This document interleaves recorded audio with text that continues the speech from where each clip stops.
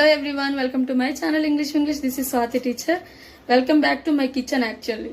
So కిచెన్లో video చేసుకుంటున్నాం ఈరోజు. పాలక్ పూరి చేస్తానండి ఈరోజు నేను డిన్నర్కి. మరి ఆ పాలకూరని ఇంగ్లీష్లో ఏమంటారు, ఆ పిండిని ఏమంటారు, ఇవన్నీ మనం నేర్చుకుందాం. Come on, let's build some vocabulary. చూడండి, ఇది పాలకూర. దీన్ని ఇంగ్లీష్లో స్పినాచ్ అంటారనమాట. సో గోధుమ పిండిని మనకు అందరికీ తెలుసు వీట్ ఫ్లోర్ అంటాము. Wheat flour, spinach, wheat flour.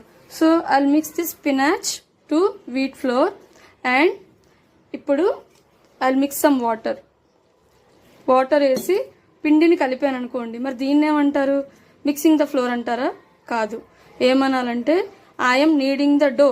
అంటే పిండిగా ఉన్నప్పుడు, పొడిగా ఉన్నప్పుడు దీన్ని ఫ్లోర్ అనొచ్చు. వీట్ ఫ్లోర్ అనాలి, వీట్ ఫ్లోర్ అనాలి. మరి తడిచిపోయింది కదా, తడిచిపోయిన పిండిని, ఈ పిండి ముద్దని డో అనాలి. మరి ఈ పిండి ముద్దను కలుపుతున్నాం కదా, దీన్ని kneading the dough. I'm kneading the dough. చూసారు కదండి, I'm mixing spinach to the wheat flour and I'm mixing the dough. I'm kneading the dough అనాలి. సో అదనమాట, పాలకూరని స్పినాచ్ అనాలి, తడిచిపోయిన పిండి ముద్దని డో అనాలి. అది కలిపినప్పుడు నీడింగ్ ద డో అని చెప్పాలన్నమాట. ఐఎమ్ నీడింగ్ ద డో అని చెప్పాలి. Talk beautifully, live beautifully. Like, share, subscribe and follow my channel.